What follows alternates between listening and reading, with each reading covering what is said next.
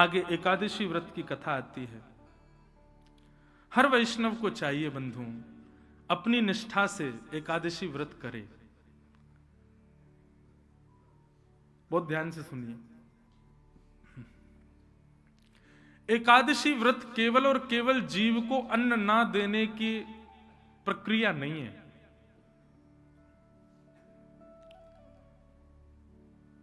मेरे मन में ऐसा भाव आता है, जिस दूषितता को आप अपना जीवन का अंग बना चुके हो, कम से कम एकादशी के दिन उसका त्याग किया करो, वो श्रेष्ठ व्रत माना जाएगा। एक जगह की बात है, एक वैष्णव आए तो मैंने उनको कुछ दिया प्रसाद, ठाकुर जी का भोग। महाराज जी आज तो एकादशी है। मैंने कहा भैया तुम्हारी निष्ठा को प्रणाम, भोग नहीं लिया, लेकिन मैंने कहा कोई नहीं, ले जाओ, कल पाल लेना। थोड़ी देर बाद मैं कमरे से बाहर निकल गया तो वो कहीं कोने में बैठे और सोई मैंने ओ भैया एकादशी आज, ये तो पत्ती है महाराज जी। मैंने कि जे पत्ती और वो प्रसाद में तुम्हारी एकादशी टूट रही थी, इस पत्ती में नहीं टूट रही तुम्हारी एकादशी। लोग अपने मन के अनुसार एकादशी व्रत और ये व्रत और वो व्रत कर लेते हैं, ऐसा नहीं। इंद्रिय पर वशीकरण होना उसको व्रत कहलाता है, वो व्रत कहलाता है। इच्छाओं पर वशीकरण होना उसको व्रत कहते हैं। इंद्रिय से तो कई बार ऐसा होता है कि हम सुबह से निकले हैं किसी जरूरी काम से, रात तक भोजन नहीं हुआ, पूरे दिन भूखे रह लेते हैं। इंद्रियां तो कभी भी सहन कर लेंगी, मन नहीं सहन कर पाता। कई लोग एकादशी व्रत करते हैं लेकिन जीभ लपलपाती रहती है, कब द्वादशी आए, कब भोजन करें। यह व्रत नहीं है। व्रत तो असली वही जहां आप अपनी मन पर काबू पाओ, अपने मन पर।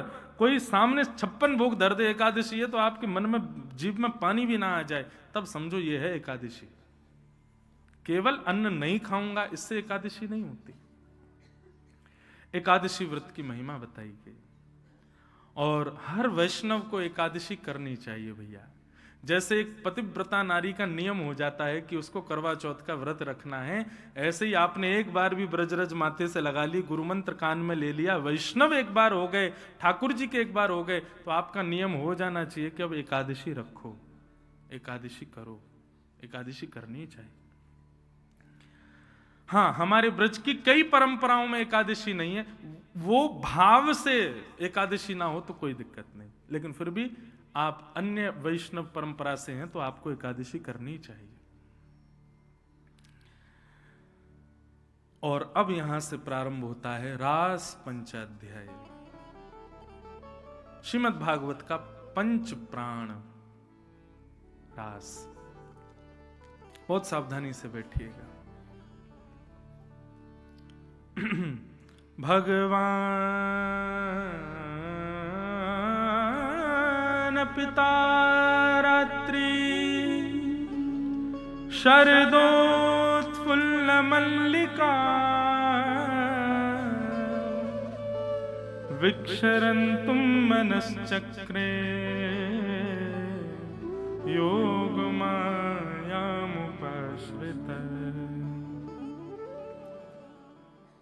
रास पंचाध्यायी। मैं कथाओं में कहा करता हूं बंधुओं, रास और रस, इन दो के बीच में हमारी भक्ति चलती है। भक्ति जब प्रारंभ होती है उस समय हम रस में हैं, और भक्ति की स्थिति ले जानी कहां तक है, जब तक रास ना हो जाए। हमारी भक्ति प्रारंभ होती है उस समय हमारी स्थिति, हमारा स्तर रस का है। रस और रास में अंतर क्या है, बहुत ध्यान से सुनना। हम कथाओं में कहा करते हैं कि जब आप ठाकुर जी से मिलन की कामना करते हो और ठाकुर जी से मिलने की योजनाएं बनाते हो, आप ठाकुर जी से मिलने के प्रयत्न करते हो, उसको रस कहते हैं। लेकिन आपकी भक्ति से प्रसन्न होकर ठाकुर जी आपसे मिलने का मन बनाए, उसी को रास कहते हैं। भक्ति इन दो पहलुओं पर है, रस और रास। यहां बैठे हुए अंतिम व्यक्ति से लेके मुझ तक हम सब अभी रस में हैं, रास में नहीं है। अभी रास हमारा प्रारंभ नहीं हुआ। रास का मतलब नृत्य नहीं होता, रास का मतलब नाचना नहीं होता, रास का मतलब डांडिया नहीं होता। रास का मतलब क्या है? ठाकुर जी यदि आपको मिल गए तो मैंने कल क्या बताया था कि तन की सुध नहीं रहेगी। आप यह भी भूल सकते हो कि आपका नाम क्या है। और कई बार जब हमको बहुत मात्रा में सुख या आनंद मिल जाता है, उस समय हम विचार नहीं करते, हम समझ नहीं पाते कि हम कर क्या रहे हैं। हमारी इंद्रियां आपा खो देती हैं, हाथ कुछ करते हैं, पैर कहीं जाते हैं, दिमाग कुछ सोचता है, मुख कुछ बोलता है, आपके वश में नहीं रहता फिर आपका तन। गोपियों को जब श्री कृष्ण रास के लिए प्राप्त हुए तो गोपियों का तन भी उनके आपे से बाहर चला गया और इतने आनंद में भर गई कि गोपियों को कुछ नहीं सूझा तो नाचने लगी। इसलिए रास में नृत्य हुआ, नहीं तो रास का मतलब नृत्य नहीं होता है। आप सबसे मेरी प्रार्थना, बहुत ध्यान से सुने, बहुत सावधानी से सुने, और पीछे वाले बड़े ध्यान से सुनना, उनको सुनने दें। हमारी दृष्टि उसी पे पड़ती है जो ध्यान से सुनता है। एक मुझको आज कोई बोला, महाराज जी आपके वहां सामने एक व्यक्ति सो रहा था, आपको दिखा? मैंने कि मेरी दृष्टि नहीं जाती। जो लोग नहीं सुनते या सो जाते हैं उन पर मेरी नजर ही नहीं पड़ती। ठाकुर जी की बड़ी कृपा, क्योंकि उनको देख लूं तो मुझे भी नींद आ जाए। तो बड़ी कृपा है ठाकुर जी की, दृष्टि उसी पे ही घूमती है जो कथा सुन रहा है। तो इसलिए सबको सुनने दो, बहुत ध्यान से सुनो। ये रास है, अच्छे अच्छों को समझ नहीं आता, ये अच्छे अच्छों को प्रवेश नहीं होता इस रास की कथा में। तो रस और रास में अंतर बता रहा था मैं। आप माला जप रहे हो, आप राधा रमन जी जा रहे हो, आप राधा वल्लभ जी जा रहे हो, आप बिहारी जी जा रहे हो, आप परिक्रमा लगा रहे हो, गोवर्धन जा रहे हो, बरसाने जा रहे हो, गोवर्धन जा रहे हो, वृंदावन आ रहे हो, संत जनों को प्रणाम करने जा रहे हो, कथा सुन रहे हो, ये सब रस के अंतर्गत आता है। लेकिन इन सब का रस लेते लेते लेते लेते जब आप रसयुक्त हो जाओगे, अत्यंत रस आपके भीतर जब भर जाएगा, तब आपको राधा रमन जी के पास नहीं जाना, राधा रमन जी आपके पास आएंगे। तब होगा रास, उसे कहते हैं रास। हम लोग सब कौन है? गुल्ला। कौन है? गुल्ला। और ये कथा हो गई, वृंदावन हो गया, गोवर्धन हो गया, वृंदावन परिक्रमा, गोवर्धन की परिक्रमा, ये सब है रस। हम सब गुल्ले जब इन रसों में घूमते हैं तो रस युक्त हो जाते हैं, तो रसगुल्ला बन जाते हैं। तब लाल जी इस रसगुल्ला का भोग लगाते हैं, ऐसे समझो। और लाल जी जब रसगुल्ला का भोग लगाएं तो उसी प्रक्रिया को क्या कहेंगे? रास। समझ में आई बात? एक रास सुनाऊं। मेवाड़ के राजघराने की एक कन्या थी, उसका नाम था अजब कुमारी। क्या नाम था? अजब कुमारी। अजब कुमारी अपने राज परिवार के साथ गोवर्धन आई। तब हमारे श्रीनाथ जी, परसों तक जो यहां विराज रहे थे, हमारे लाल जी भी श्रीनाथ जी हैं, ये श्रीनाथ जी का स्वरूप है। तो श्रीनाथ जी गोवर्धन में विराजते थे। तो अजब कुमारी अपने राज परिवार के साथ ब्रज का दर्शन करने के लिए आई। लेकिन जैसे ही वो गोवर्धन गई और गोवर्धन में उसने गिरिराज पर्वत के ऊपर एक भुजा उठी है, दूसरी भुजा कमर पर, नैन नीचे हैं, मधुर सलोने श्याम सुंदर के गिरधर स्वरूप को जब उसने देखा, वो फिर किसी और को देख नहीं पाई। अब तो वो जब नेत्र बंद करती है तब उसको ठाकुर जी दिखते हैं। वो जहां जाती है वहां उसको ठाकुर जी की याद आती है। भोजन करने बैठती है तो भी रोटी तोड़ के हाथ में बैठी रहती है, 2-2 घंटे तक थाली रखी है, भोजन नहीं कर पाती। किस विचार में रहती है, किस सोच में रहती है, अजीब सी स्थिति हो गई। एक वो पद है ना, लगन लगी घन श्याम की जाए, लगन लगी घन श्याम की जाए, लगन लगी घन श्याम। आपके पास पूरा पद है?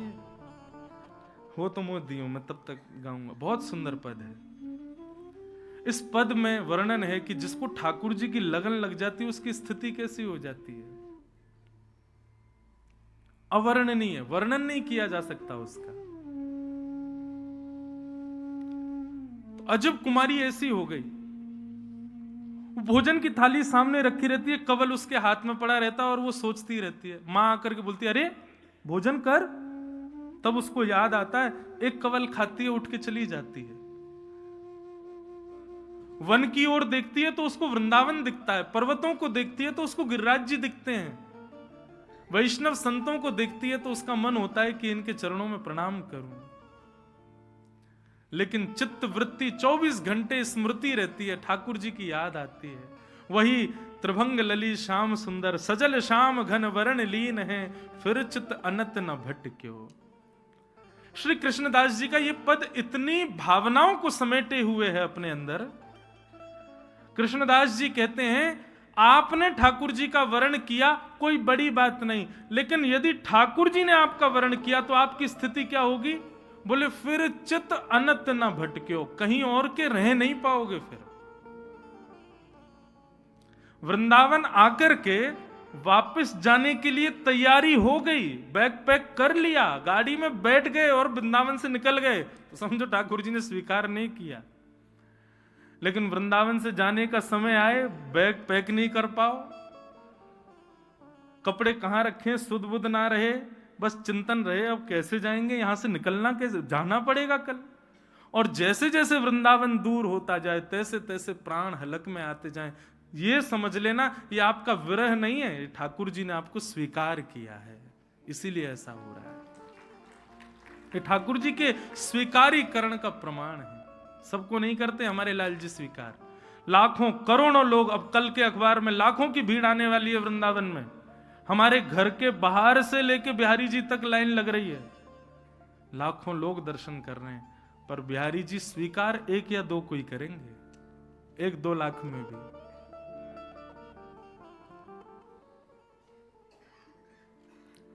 तो अजब कुमारी की स्थिति ऐसी हो गई। एक दिन उसके पिता ने पूछा, बेटी क्या हुआ? आकर के जैसे स्पर्श किया तो तेज बुखार अजब कुमारी को। वैद्यों को बुलाया, चिकित्सकों को बुलाया, सबने आकर के अजब कुमारी का चिकित्सा की, लेकिन कितने भी उसको औषधि दे दी, कितना भी कुछ कर लिया, लेकिन उसका ज्वर नहीं उतरा। माता पिता रोने लगे, क्या हो गया हमारी बेटी को? एक दिन अजब कुमारी ने अपने पिता से कहा, पिताजी मैं बताऊं मुझे क्या हुआ है? बोले क्या? कृष्ण विरह। ये जो मुझे रोग हुआ है ये सामान्य औषधियों से दूर नहीं होगा, इसके लिए तो दर्शन रूपी औषधि मुझे देनी पड़ेगी। आप मुझे वृंदावन जाने की अनुमति दे दो। मैं जब नंद नंदन को देख लूंगी तब ये पीड़ा मेरी दूर होगी। पिताजी मेरी तो इच्छा है कि मैं कभी लौट के ना आऊं, सदा के लिए वृंदावन बस जाऊं। राजा ने आज्ञा कर दी, बोले इस तरीके से वृंदावन ठीक है, मैं तुम्हें जाने की अनुमति दे देता हूं, लेकिन परिवार के लोग संग जाएंगे, 4-5 दिन में तुम वापस लौट करके आओगी, रहना नहीं है वृंदावन में, रहना यहीं पर है। पिता की आज्ञा कैसे टाल सकती। अजब कुमारी अपने परिवार के कुछ लोगों के साथ वृंदावन आई। गोवर्धन में 4-5 दिन के लिए आई थी, तो आकर के गुसाई जी से कहा, गुसाई जी मुझे मंदिर में कोई सेवा दे दो ताकि मैं 24 घंटे लगी रहूं वहीं पे, वहां से जाऊं ना। गुसाई जी बोले हमारे मंदिर में पुरुष रहते हैं सेवा में, स्त्रियों को सेवा क्या दें, रसोई घर की सेवा कर लो। बोले नहीं नहीं, ठाकुर जी के सामने बैठी रहूं ऐसी कोई सेवा दो। गुसाई जी बोले अब तुझे जो प्रिय लगता हो तू वो सेवा कर ले, जब तक मंदिर खुला है तू सामने ही बैठी रहे, ऐसी कोई सेवा तुझे रुचिकर लगती हो तू कर ले। तो अजब कुमारी बोली कि मुझे एक खेल खेलना आता है। उसको क्या बोलते हैं वो, इस तरीके से पासा क्या चौपर ना, चौपर। बोले मुझे चौपर खेलना आता है, आप यदि आज्ञा करो तो मैं ठाकुर जी से चौपर खेलने की सेवा करूं। गोसाई जी बोले कैसे करोगी? बोले एक बार अपनी चाल चलूंगी और दूसरी बार ठाकुर जी की तरफ से ठाकुर जी की चाल चलूंगी। गोसाई जी बोले ठीक है, तुम करो अपनी सेवा। सामने बिल्कुल श्रीनाथ जी के सामने ही जहां दर्शनार्थी आते थे वहीं एक चौकी पर चौपर सजा करके, और अजब कुमारी बहुत निपुण थी चौपर खेलने में, ऐसे पासा करती और पहली चाल अपनी चलती, अपनी चाल चलने के बाद फिर उठाती और फिर ठाकुर जी को देखती, अब आपकी चाल है ठाकुर जी, मैं चल रही हूं। ठाकुर जी का आवाहन करके फिर ठाकुर जी की चाल चलती। ऐसा ऐसा खेल खेलती ठाकुर जी के साथ कि अंतिम समय में हो ही नहीं सकता कि अजब कुमारी से ठाकुर जी जीत जाएं। अजब कुमारी इतना अच्छा खेलती थी कि ठाकुर जी हारने वाले होते थे। अब जैसे ही ठाकुर जी हारने वाले होते थे तो प्रत्यक्ष दिखता था कि श्रीनाथ जी के पसीने आ जाते थे कि मैं हारवे वाला हूं, अब मैं हार जाऊंगा, जो मुझको हराई देगी। लेकिन जैसे ही अजब कुमारी अपनी चाल चलती, ठाकुर जी को देखती, ठाकुर जी की ठोड़ी से पसीने के बिंदु गिर रहे हैं, तो मन में विचार करती लाल जी को श्रम हो गया, डर रहे हैं कि मैं हार जाऊंगा। तो ऐसी चाल चलती, स्वयं हार जाती, ठाकुर जी को जिता देती और जीत करके वाहवाही करती, नाचती, पूरे मंदिर में घूमती, अरे लाल जी जीत गए, लाल जी जीत गए, लाल जी जीत गए, बधाई हो, लाल जी जीत गए। गुसाई जी ने देखा मंद मंद श्रीनाथ जी की दतुइयां दिख रही हैं, मधुर मुस्कुरा रहे हैं ठाकुर जी, इतने प्रसन्न। अब तो रात में ठाकुर जी को नींद नहीं आती, छटपटाते हैं, प्रतीक्षा करते हैं कब सुबह हो, कब अजब कुमारी आए, कब मेरे संग खेले। अब ये रस रास में बदल रहा था, क्योंकि अब अजब कुमारी से ज्यादा ठाकुर जी को उसकी प्रतीक्षा हो रही थी। गुसाई जी को अनुभव हो रहा था कि ठाकुर जी व्याकुल होते हैं अजब कुमारी के लिए। क्यों? बोले और दिन तो श्रृंगार में 15 मिनट लगे, अब तो ठाकुर जी 5 मिनट में ही तैयार रह जाएं, जल्दी तैयार करो, किवाड़ खोलो, चौपर खिलाओ। अजब कुमारी रोज खेलती, ठाकुर जी को जिता देती। एक दिन अब जाने का समय आया। अजब कुमारी ठाकुर जी के सामने नेत्र लाल हैं, आंसू गिर रहे हैं। अजब कुमारी बोली आज नहीं जीतने दूंगी आपको, क्योंकि आज मैं वापस जा रही हूं ना।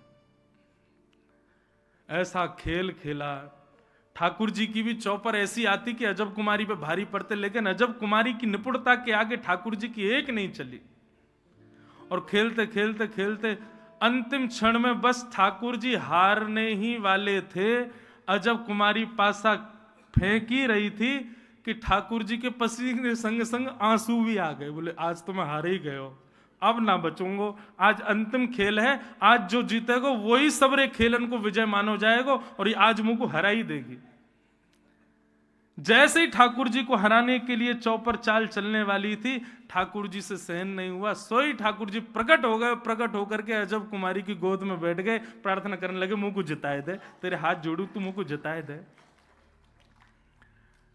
अजब कुमारी बोली एक शर्त पर। बोले क्या? बोले मेरे मन की एक इच्छा आपको पूरी करनी पड़ेगी। बोले क्या? मैं आपके दर्शन के बगैर अब जी नहीं पाऊंगी, अब तो मेरी स्थिति ऐसी है, पिता की आज्ञा पालन करने के लिए मुझे जाना तो पड़ेगा, लेकिन गिरिराज जी की सीमा छोड़ते ही मेरे प्राण निकल जाएंगे। आप कहेंगे तो प्राण त्याग दो, लेकिन मेरी अभी अभिलाषा नहीं, मैं चाहती हूं मैं आपको और देखूं और निहारूं और दर्शन करूं।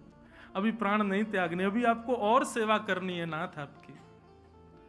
ठाकुर जी बोले मैं तो से बहुत प्रसन्न हूं, तू मांग ले, तो को कहा चाहिए, तू जो कहेगी सो दूंगो। अजब कुमारी बोली वचन दो, जो मांगूंगी सो दोगे। ठाकुर जी बोले वचन दे रहा हूं, जो मांगेगी सो दूंगो।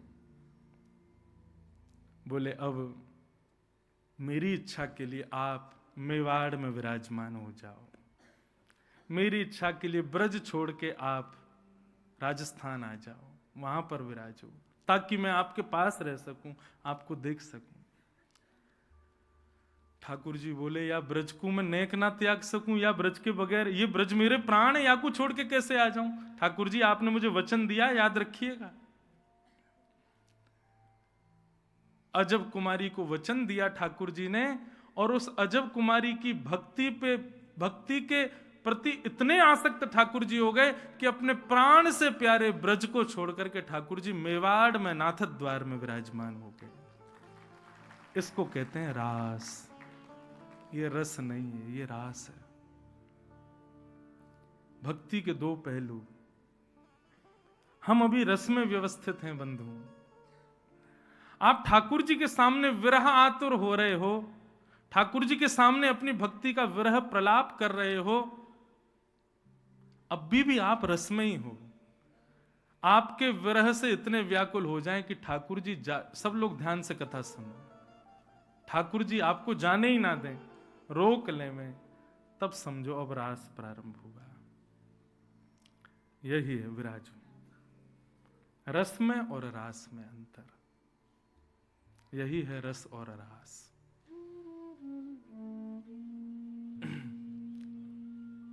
तो समझ में आया रस किसे कहते हैं और रास किसे कहते हैं। रस आप प्रयास युक्त हो ठाकुर जी की प्राप्ति के लिए, लेकिन रास ठाकुर जी व्याकुल हैं आपके लिए। रास, रस और रास। भगवान पिता रात्रि शरदोत्फुल्ल मल्लिका विक्षरन्तुम मनश्चक्रे योग मायामुपाश्रित। भगवान ने रास के लिए शरद पूर्णिमा की रात्रि को चुना। अच्छा, रात्रि को क्यों चुना? ठाकुर जी दिन में रास कर लेते तो कई लोगों के मुंह बंद हो जाते। रास रात में किया इसलिए भी कई लोगों के मुंह खुल गए कि अरे रास के ऊपर बड़े प्रश्न उठाए जाते हैं ना, लोग बाग संसार के उठाते हैं, रात्रि में क्यों रास किया? बहुत ध्यान से सुनना बंधु। व्यक्ति का स्वभाव होता है वो दिन को बांटता है और रात्रि को अपने लिए और अपनों के लिए रखता है। आपसे कोई कहे मुझे आपसे मिलना है तो आप रात का समय नहीं दोगे, दिन का ही दोगे। दिन में आओ, दिन में मिलना, दिन में मिलेंगे, 11 से 12 मिलेंगे, इतने बजे मिलेंगे। लेकिन कोई बहुत अपना हो, कोई बहुत घनिष्ठ हो, बिल्कुल घर का पारिवारिक हो, उसको क्या कहोगे? भैया हम 8-9 बजे सब कार्यों से निवृत्त हो जाएंगे, रात में आराम से 10 बजे बैठेंगे तुम्हारे साथ। रात्रि अपनों को और अपने लिए रखी जाती। तो ये रात्रि में गोपियों के साथ रास विहार करने का एक प्रमाण ये है कि केवल गोपियां ठाकुर जी से नहीं मिलना चाहती, ठाकुर जी भी गोपियों को स्वीकार कर चुके हैं। ठाकुर जी भी उन गोपियों का स्वीकारीकरण कर चुके हैं। शरद पूर्णिमा की रात्रि जैसे ही चंद्रमा उदित हुए, शरद पूर्णिमा के सब गोपियां अपने अलग अलग कार्यों में लगी हैं। कोई गौ दोहन कर रही है, कोई अपना श्रृंगार कर रही है, कोई आंखों में काजल लगा रही है, कोई बालक को दूध पिला रही है, कोई पति को भोजन करा रही है, कोई व्यक्ति स्नान, कोई गोपी स्नान कर रही है। सब गोपियां, लाखों गोपियां अलग अलग कार्यों में व्यस्त हैं। पर चंद्रमा देख करके सबको पता है कि यह कृष्ण मिलन का दिवस है, आज ही हमको ठाकुर जी से मिलना है। चीर हरण के समय ठाकुर जी ने पहले ही बता दिया था शरद पूर्णिमा पे मिलेंगे हम। लेकिन फिर भी गोपियां माननीय हैं, प्रतीक्षा कर रही हैं कि एक बार और कन्हैया कह दे कि हाँ मैं बैठा हूं तुम्हारे इंतजार में, तब जाएंगी। भगवान ने वन में जाकर के अपनी कोमल वंशी को अपने अधरों पर धारण करके अपने कोमल उंगलियों से उसके छिद्रों को आच्छादित किया और जैसे ही प्राण पिरोए बाज उठी वंशी। सब ब्रजवासियों को लग रहा है कि नंद नंदन वंशी बजा रहे हैं, लेकिन कृष्ण प्रेम जिन गोपियों के हृदय में है उनको स्वर नहीं सुनाई दे रहा है, उनको शब्द सुनाई दे रहा है। वह स्वर के रूप में वंशी की ध्वनि कान में आती है और कहती है चल गोपी, तेरी प्रतीक्षा कर रहा हूं मैं, जल्दी आजा। बंधुओं, कृष्ण स्वीकारीकरण का एक प्रमाण यह भी है क्या कि फिर सामान्य प्रवचन, सामान्य ब्रज की लीला का कोई वर्णन करे तो आपको लीला नहीं दिखेगी, आपको लगेगा इस लीला में मैं भी हूं और ये लीला मेरे साथ ही हो रही है, ये अनुभव होने लगेगा।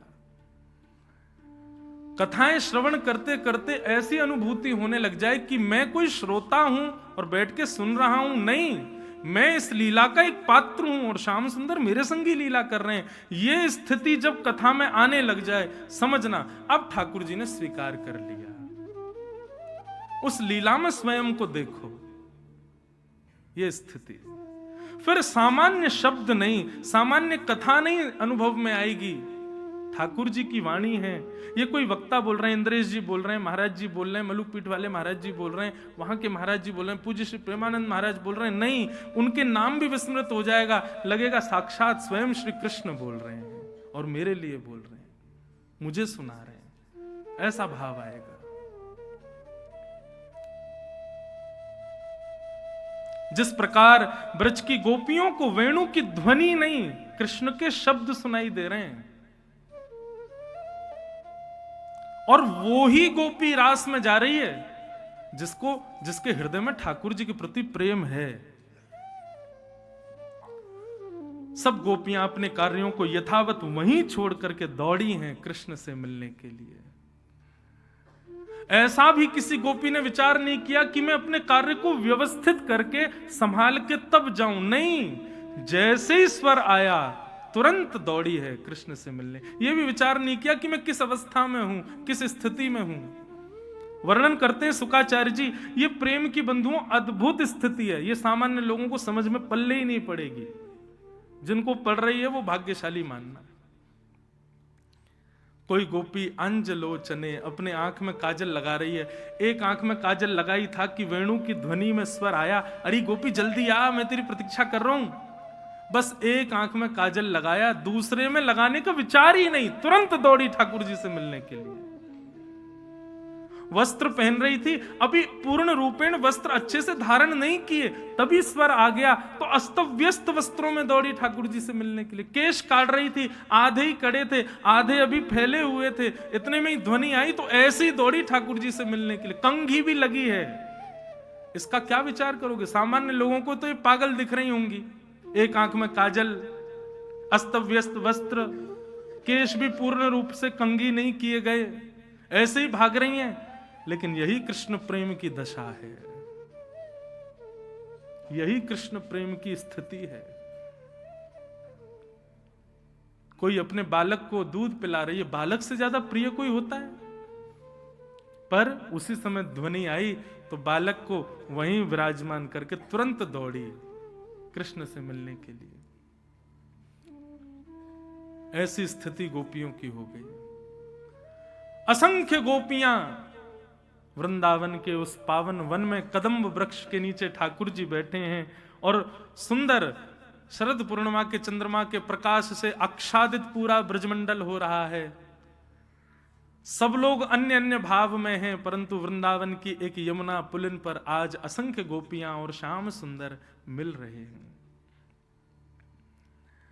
ठाकुर जी ने जैसे नेत्र खोल करके सामने देखा, इतनी सारी गोपियां अस्त व्यस्त हैं, किसी के केश अधूरे हैं, किसी के आंख में एक ही काजल लगाए, किसी के एक ही होठ पे लाली माए, दूसरे पे है ही नहीं है, किसी के यही कंगन है, दूसरे में है ही नहीं, किसी के वस्त्र उधरे हुए, किसी कुछ, मतलब एक भी व्यवस्थित गोपी नहीं थी वहां पर, सब अस्त व्यस्त।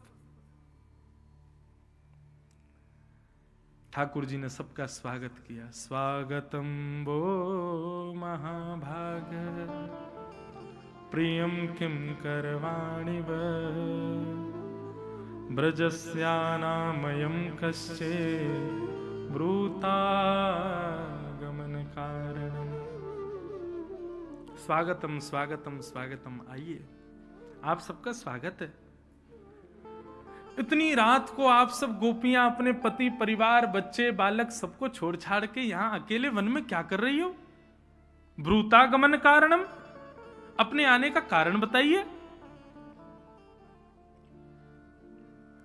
वृंदावन में रहने वाले लोग इस बात का अनुभव करते होंगे, जो अब वृंदावन वास करने लग गए, कभी कभी ये प्रश्न ठाकुर जी चित्त में प्रकट कर देते हैं, हम क्यों रह रहे हैं वृंदावन में, क्यों अपना घर बार छोड़ छाड़ के यहां आ गए। वृंदावन में बंधुओं ऐसे ऐसे लोग हैं, करोड़ों का टर्नओवर छोड़ के रिक्शा चला रहे हैं वृंदावन में, ऐसे भी लोग हैं वृंदावन में। अपनी सारी संपत्ति जायदाद किसी अन्य को प्रदान करके और वृंदावन में केवल 2 वस्त्रों में पूरा जीवन व्यतीत कर रहे हैं, ऐसे ऐसे लोग। सिविल सर्विसेज छोड़ करके वृंदावन में रसिक बन करके घूम रहे हैं, माथे पर सुंदर ब्रजरज लपेटे हुए, अपने सुंदर केश बढ़ाए हुए, कभी मुंडन हो जाता है, कभी केश बढ़ जाते हैं, कभी कहीं कहीं पा लेते हैं, कभी कहीं, इस प्रकार जीवन व्यतीत कर रहे हैं वृंदावन में लोग। ये वास्तविक में गोपियां ही हैं जो इस रूप में रह रहे हैं। गोपियां सब खड़ी हैं, ठाकुर जी कह रहे हैं ब्रूतागमन कारणम, अपने आने का कारण बताओ। कभी कभी बंधुओं ये अनुभव होता होगा कि भक्ति के पथ पर ठाकुर जी संसार के प्रलोभन हमारे हृदय में प्रकट करते हैं। अरे इससे बढ़िया तो हम संसार में ही रहे आते, इससे बढ़िया तो हमने ब्याह कर लिया हो, तो इससे बढ़िया फैक्ट्री में ही रहे आते, वहीं बढ़िया कमा रहे होते, काय को सब चीज छोड़ छाड़ के आ गए। ऐसी स्थिति पूर्ण रूपेण ब्रज के उपासी बनने के बाद यदि चित्त में प्रकट होने लग जाए तो समझना ये ठाकुर जी खेल रहे हैं आपके साथ। उस भाव का प्रभाव नहीं होने देना है अपने ऊपर। गोपियों के साथ भी ठाकुर जी ने यही किया। 10 श्लोकों में ठाकुर जी ने पतिव्रता नारी का धर्म समझाया। अरे राम राम राम, आप सब अपने पतियों को छोड़ के आई हो, आपको पता है पतिव्रता नारी का धर्म क्या होता है? गोपियां चुपचाप सुन रही हैं और ठाकुर जी कह रहे हैं कि भर्तु शुश्रूषणम स्त्रीणाम परो धर्मो मायया तद्बंधूनां च कल्याणम प्रजानां चानुपोषणम।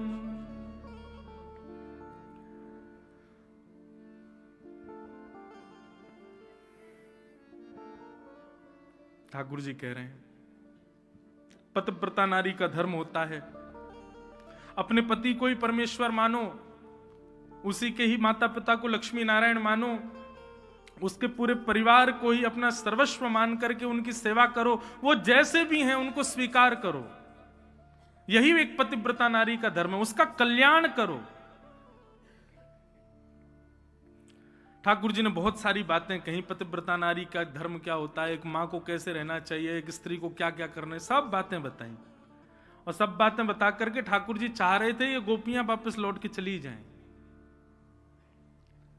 लेकिन जैसे ही ठाकुर जी शांत हुए, गोपियां बोली अब आपका हो गया हो तो हम कुछ बोलें।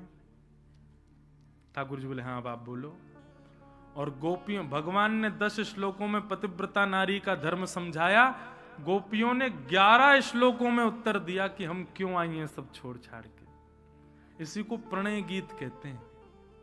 गोपियां कह रही हैं कि मैवं विभोर्हति भवान गदितुं नृशंसम् संत्यज्य सर्व विषयांस्तव पादमूलम् भक्ता भजस्व दुर्वग्रहमात्यजास्मान् देवो यथादिपुरुषो भजते मुमुक्षु। गोपियां कहती हैं लाल जी आपको पता है भक्त की और भात की एक ही राशि होती है। देखो कहां से आ रही हैं गोपियां। भक्त की और भात की एक ही राशि होती है। ठाकुर जी बोले मतलब? बोले जितनी पीड़ा सहकर के भात तैयार होता है ना, उतनी पीड़ा सहकर के भक्त तैयार होता है। जैसे भात धान के रूप में होता है, उसको धनकुटा में कूटा जाता है, उसके छिलके अलग किए जाते हैं, उबलते खोलते हुए पानी में उसको डाला जाता है, उसके बाद जाकर के वो उसका गर्भ तक जब जल पहुंचता है तब जाकर के भात तैयार होता है। लेकिन भोक्ता, भोजन करने वाला, जैसे उसको भात परोसा जाता है तो वो कोई उसकी मर्यादा नहीं देख पाता कि अरे राम ये तो बड़ी मेहनत से बना है, इसको बेचारे को चुन चुन के पाऊं, इसको चबाऊं नहीं, या कुछ ऐसा नहीं। सीधा दाल उड़ेलता है, उसमें पापड़ वापड़ मिलाए, मिला मिलू के गप खा लेता है। ठाकुर जी ऐसे ही आप हो। हम भक्तों को बनने में, भक्त बनने में कितनी पीड़ाएं सहनी पड़ती हैं आपको क्या पता। हम कितनी पीड़ाएं सहकर के भक्त बनते हैं, आपके वैष्णव बनते हैं, आपके शरणागत बनते हैं, परंतु जिस प्रकार भोक्ता भात को खा जाता है ऐसे ही भगवान भक्त को खा जाते हैं। उनकी पीड़ा नहीं समझ पाते। ठाकुर जी, आप हमको व्यभिचारिणी मत समझो कि हम सबके ब्याह हो गए, बालक हो गए, तो हम सब अपने पति परिवार छोड़ छाड़ के आपके पास आपसे कुछ मांगने आई हैं। नहीं, गोपियों ने स्पष्ट किया कि आपका स्पर्श भी हमको प्राप्त ना हो, जीवन भर बिना स्पर्श किए रह लेंगी, बिना देखे रह लेंगी, लेकिन आप हमारे हो, हम आपके हैं, बस ये स्वीकारी करना आपसे चाहती हैं और कुछ नहीं।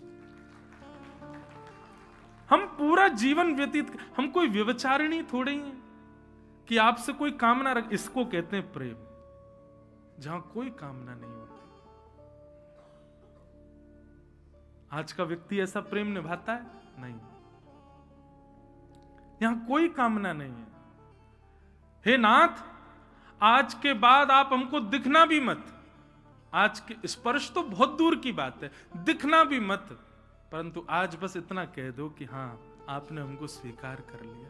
हम पूरे जीवन भर इसी बात के इसी बात पर ही गुजार देंगी।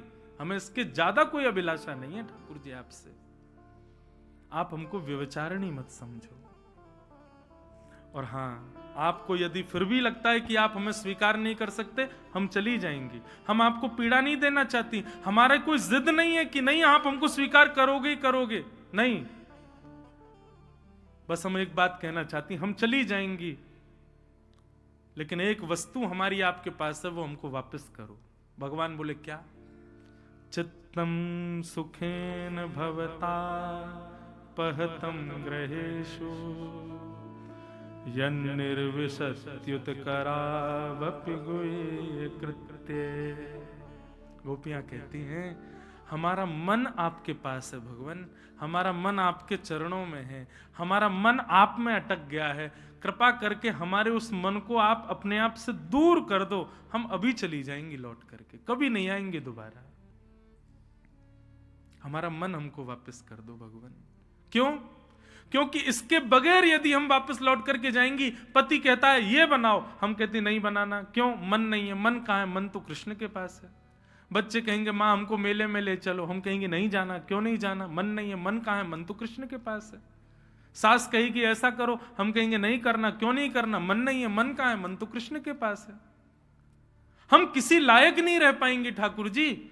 आप हमको वापस भेजना चाहते हो तो हमारा मन जो आप में लग गया है उसको हमें वापस कर दो, हम अभी चली जाएंगे। पुनश्च याद दिला दूं, ये प्रवचन करने वाली गोपियों की आयु 6 वर्ष से लेकर के 120 वर्ष तक की है, और ठाकुर जी 7 वर्ष के। ये काम लीला नहीं है बंधु, यहां कोई कामना नहीं है, ये स्वच्छंद प्रेम लीला है। इसीलिए मैं कहता हूं, संसार में प्रेम किसी से नहीं हो सकता। अगर होगा तो केवल कृष्ण से होगा, और किसी से हुआ तो वो अट्रैक्शन हो सकता है, प्यार हो सकता है, लगाव हो सकता है, लेकिन प्रेम यदि होगा तो केवल और केवल वृंदावन चंद से ही हो सकता, और किसी से नहीं हो सकता, और किसी से कभी संभव नहीं है।